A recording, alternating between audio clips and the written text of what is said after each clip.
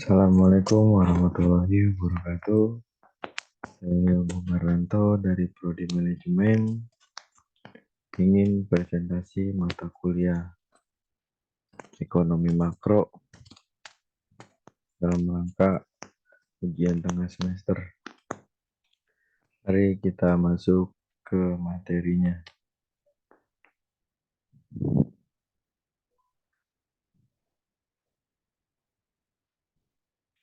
Pengantar Ekonomi Makro.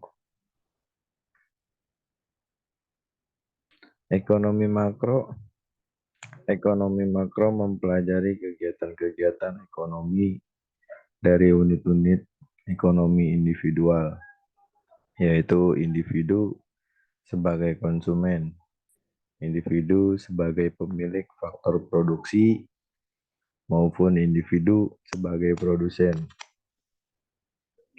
Analisa ekonomi makro terdiri dari teori harga, teori produsen, dan teori distribusi. Teori harga antara lain membahas tentang proses pembentukan harga oleh interaksi antara penawaran dan permintaan akan suatu barang dan jasa di dalam suatu pasar. Dan yang kedua, teori produksi antara lain menganalisa tentang masalah biaya produksi, tingkat produksi yang paling menguntungkan bagi produsen yang harus dipilih oleh produsen agar tujuan untuk mencapai laba maksimum tercapai. Dan yang ketiga, teori distribusi membahas tentang faktor-faktor yang menentukan tingkat upaya tenaga kerja, tingkat bunga yang harus dibayar karena penggunaan modal, dan tingkat keuntungan yang diperoleh para pengusaha.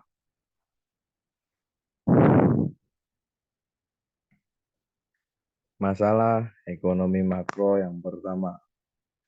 Inflasi adalah suatu keadaan di mana terdapat kecenderungan kenaikan harga-harga secara umum dan harus dan terus-menerus. Dengan demikian, kalau dalam masyarakat terjadi kenaikan satu atau beberapa barang atau dan bersifat sementara, maka kondisi semacam itu tidak dianggap sebagai inflasi. Oleh sebab itu, kondisi semacam itu tidak dianggap sebagai suatu masalah dan tidak diperlukan kebijakan khusus untuk mengatasinya. Ini masalah ekonomi makro yang pertama. Masalah ekonomi makro yang kedua.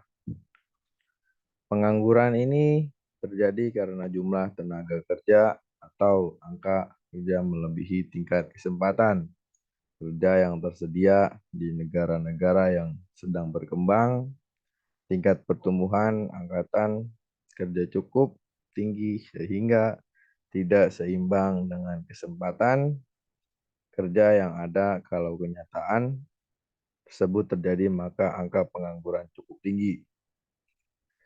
Ini masalah ekonomi makro yang kedua. Masalah ekonomi makro yang ketiga. Dua neraca penting dalam suatu neraca.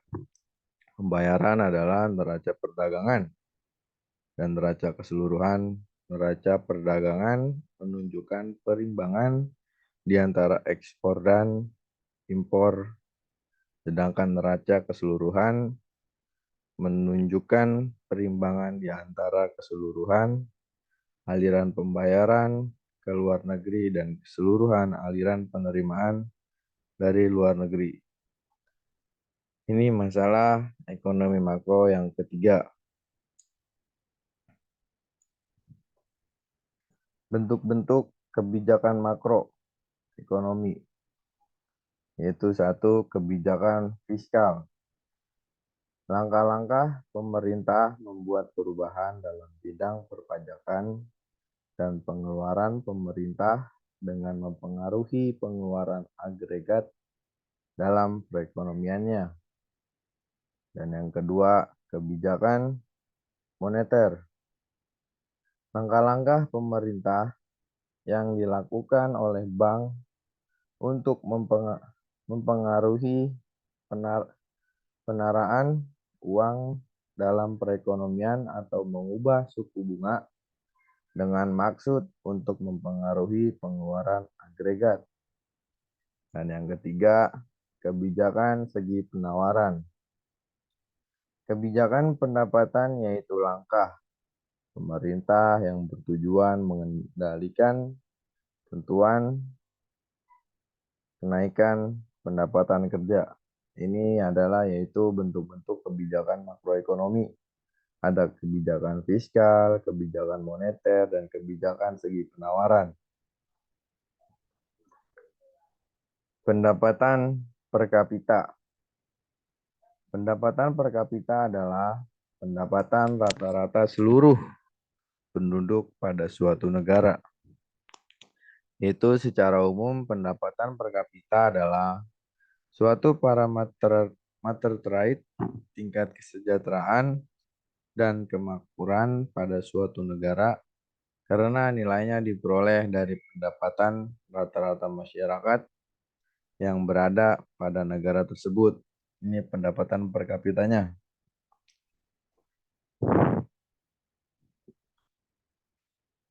Dan ini kendala dalam perhitungan pendapatan nasional. Itu terjadinya perhitungan ganda. Adapun sulitnya permisahan antara barang jadi dan setengah jadi.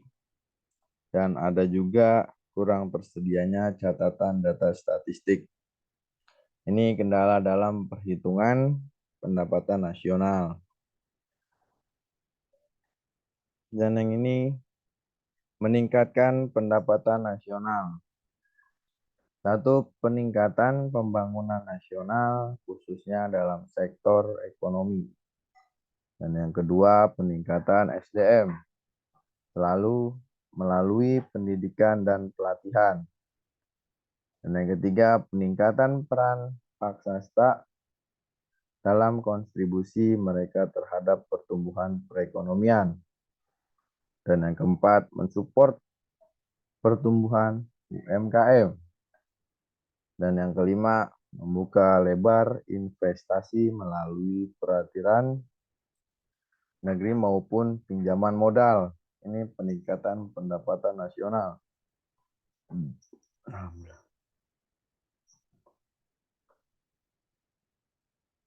Faktor yang mempengaruhi tingkat konsumsi dan tabungan rumah tangga.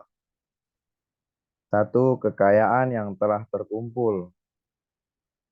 Tabungan yang banyak sebagai akibat usaha di masa lalu, maka seseorang berhasil mengumpulkan kekayaan. Dan yang kedua, suku bunga. Suku bunga dapatlah dipandang sebagai pendapatan yang diperoleh dari melakukan tabungan. Dan yang ketiga, sikap berhemat. Berbagai masyarakat mempunyai sikap yang berbeda dalam menabung dan berbelanja. Dan yang keempat, keadaan perekonomian. Dalam perekonomian yang tumbuh dengan teguh dan tidak banyak pengangguran, masyarakat berkecenderungan melalui pengeluaran yang lebih aktif. Ini faktor yang mempengaruhi tingkat konsumsi dan tabungan rumah tangga, yaitu ada 4. Kekayaan yang telah terkumpul, dan yang kedua suku bunga, dan yang ketiga sikap berhemat, dan yang keempat keadaan perekonomian.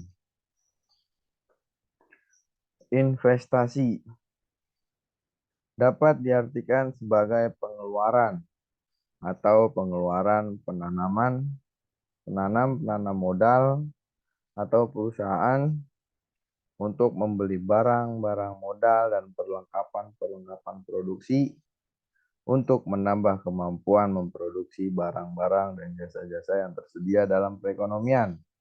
Ini investasi. Fungsi investasi. 1. Investasi otonomi. bentuknya naik ke atas ke sebelah kanan atau yang berarti makin tinggi pendapatan nasional, makin tinggi investasinya. Fungsi atau kurva investasi yang sejajar dengan sumbu datar. Dan yang kedua adalah investasi terpengaruh. Fungsi investasi yang semakin tinggi apabila pendapatan nasional. Nah, ini yaitu fungsi investasi ada dua, yaitu investasi otonomi dan investasi terpengaruh. Jenis-jenis pajak. Pajak langsung. Pajak langsung berarti jenis pungutan pemerintah yang secara langsung dikumpulkan dari pihak yang wajib membayar pajak. Setiap individu yang bekerja dan perusahaan yang menjalankan kegiatan dan memperoleh keuntungan wajib membayar pajak. Dan pajak tidak langsung adalah pajak yang bebannya dapat dipindah-pindahkan kepada pihak lain.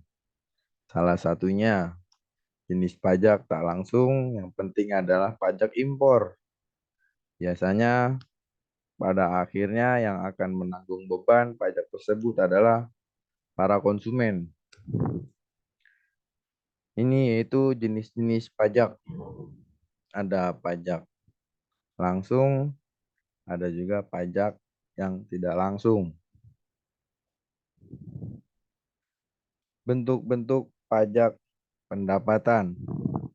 1. Pajak regresif, sistem pajak presentasinya. Pungutan pajak menurun apabila pendapatan yang dikenakan pajak menjadi bertambah tinggi, dinamakan pajak regresif. Dalam sistem ini, pada pendapatan rendah, pajak yang dipungut meliputi bagian yang tinggi dari pendapatan tersebut. Dan yang kedua, pajak proporsional, presentasi pungutan pajak yang tetap besarnya pada sebagai tingkat pendapatan, yaitu dari pendapatan yang sangat rendah kepada yang sangat tinggi, dinamakan pajak proporsional. Dalam sistem pajak seperti ini tidak dibedakan di antara penduduk yang kaya atau miskin, dan di antara penduduk yang kaya atau yang miskin, dan di antaranya perusahaan besar dan perusahaan kecil. Dan yang terakhir, pajak progresif. Sistem pajak presentasinya bertambah apabila pendapatan semakin meningkat, dinamakan pajak progresif. Berikut adalah salah satu contoh hipotesis dan pajak progresif. Ini adalah bentuk-bentuk pajak pendapatan. Ada pajak regresif, pajak proporsional, dan berbagai tingkat pendapatan. Dan saya akhiri presentasi ini. Saya Yogo Barnanto dari Prodi Manajemen. Assalamualaikum warahmatullahi wabarakatuh.